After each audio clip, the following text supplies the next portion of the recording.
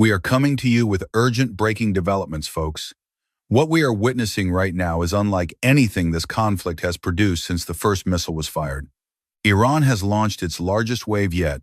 Videos are flooding in simultaneously from Tel Aviv and Bnei Brak, faster than we can process them, documenting a catastrophic reality at dozens of locations across both cities. Explosions, massive fires, skylines unrecognizable beneath thick columns of smoke.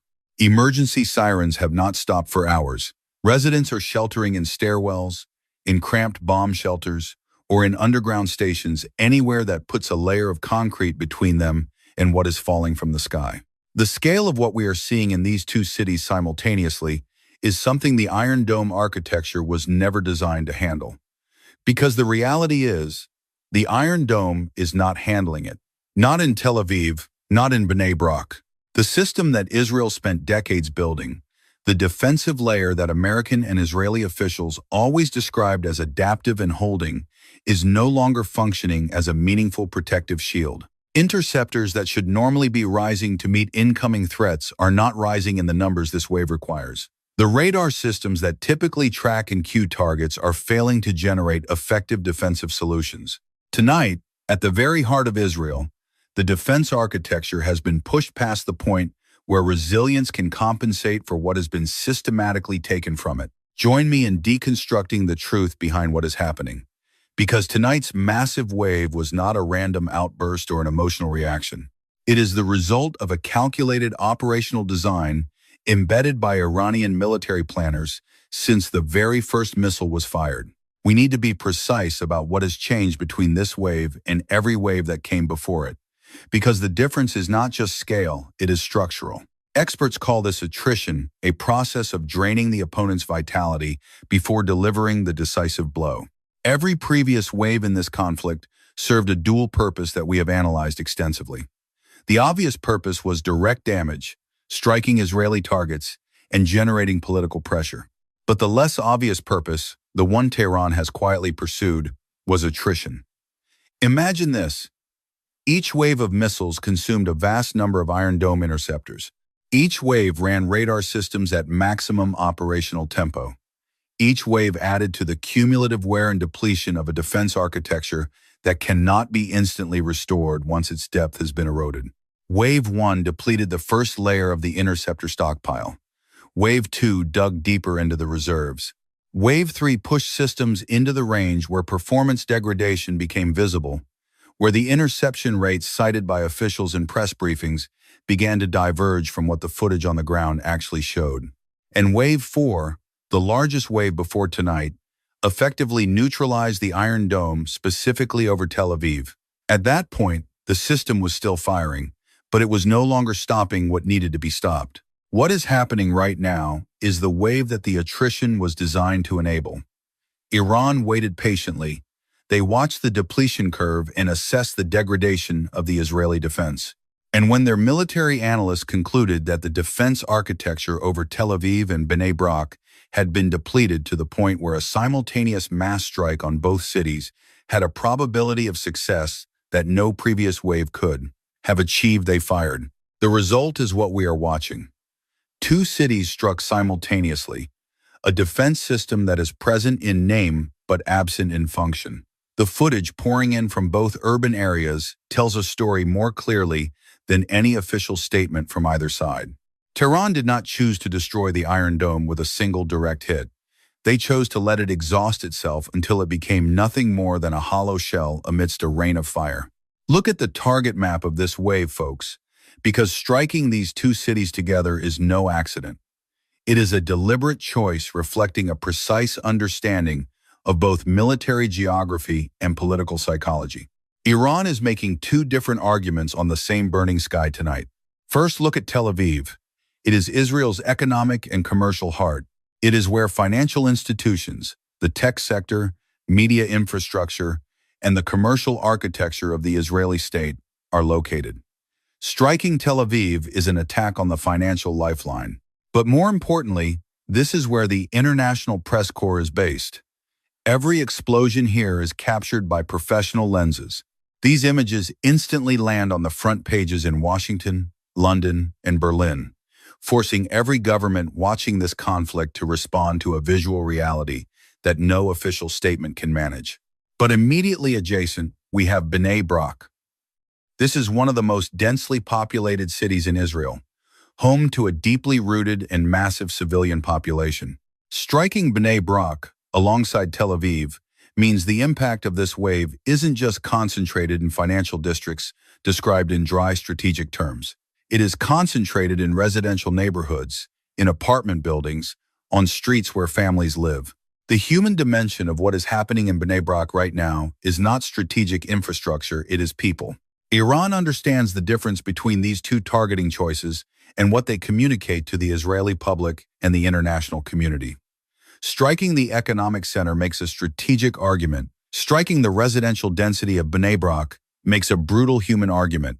Both arguments are being made simultaneously tonight.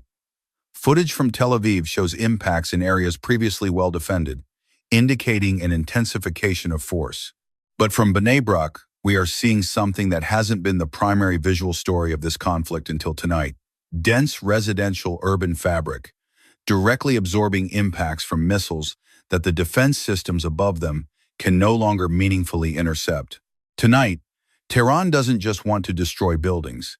They want to shatter the most basic sense of safety for every Israeli citizen in the place they call home. Join me in going directly into the technical reasons why the world's most sophisticated defense system is buckling tonight, because this is where political statements must give way to the ruthless laws of physics. The primary weapon Iran has shifted to in this massive wave is the Fatah missile. These are not homemade rockets or slow drones. These are hypersonic monsters whose terminal phase is a nightmare for any computer system. During its final descent toward the target, the Fatah missile reaches speeds between Mach 13 and Mach 15. Let me translate that for you. It travels 15 times the speed of sound. At that velocity, the time between radar detection and impact is measured in mere seconds. The window for a system like the Iron Dome to calculate a trajectory, launch an interceptor, and achieve a mid-air collision is incredibly narrow. This speed was already at the edge of the Iron Dome's design parameters. But tonight, the issue isn't just the speed of the attacker, it's the exhaustion of the defender. As we've discussed, Israel's radar systems have been forced to run at maximum intensity through 4 previous waves. As the tracking and queuing infrastructure degrades, the interception geometry, the angle and position where the interceptor must meet the incoming threat, becomes worse than ever. The window for a successful interception, already narrow, has shrunk even further due to depleted interceptor stocks and overloaded radars. The combination of these two factors, a threat that was already challenging every limit and a defense system being pushed to its operational edge, is what the footage from Tel Aviv and Bnei Brak is documenting tonight. When Fatah's hypersonic speed meets a gasping Iron Dome, the result is not a successful intercept, it is earth-shaking impacts. Tonight, high technology has surrendered to the raw power of velocity and a ruthless strategy of attrition. Analyze with me the political reality behind the smoke plumes in Israel, because this is the most painful part for the United States standing in this conflict. The U.S. did not just enter as an ally, we entered as the senior partner. The implicit promise Washington made to the American public and the world was, with precision munitions, electronic warfare support, strategic bombers, and carrier strike groups, we would control the environment of war. What is happening in Tel Aviv and Bnei Brak is the visible refutation of the assumption that U.S. and Israeli capabilities would so overwhelm Iran that they couldn't conduct a large-scale retaliation. We were told Iran's capacity would be degraded before it could be brought to bear decisively. But the reality? Iran was not degraded. Instead, they were the ones attriting our defense, and tonight, that defense is no longer enough to protect Israel's most populated cities. This is not just a technical failure. It is a fundamental failure of strategy and prestige. When American officials appear on camera in the coming hours to spin the narrative pointing to Iranian infrastructure damage, they will face an immovable barrier: the footage. It is extraordinarily difficult to convince voters that the operation is succeeding when Iranian missiles are visibly tearing through the Tel Aviv skyline behind them. The promise of an impenetrable shield powered by American technology has been incinerated, leaving a haunting question for the White House. If our top-tier technology couldn't stop this wave, is the cost of this war still worth it? Join me in entering the mind of an average American voter watching these images tonight, because this is where the war is truly decided.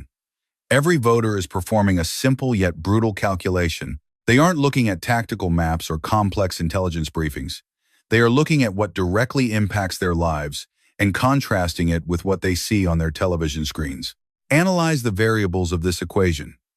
On one side, gasoline prices are skyrocketing at every pump from California to New York. On the other, the Strait of Hormuz, the world's energy artery, is completely closed. We have lost 2 advanced military aircraft along with elite pilots. And now, the culmination of all those costs is what? It is the image of Tel Aviv and Bnei Brak being struck simultaneously, while the defense architecture that American technology promised was impenetrable sits utterly helpless. The question voters are asking Washington is no longer about lofty strategic goals or why we launched this operation.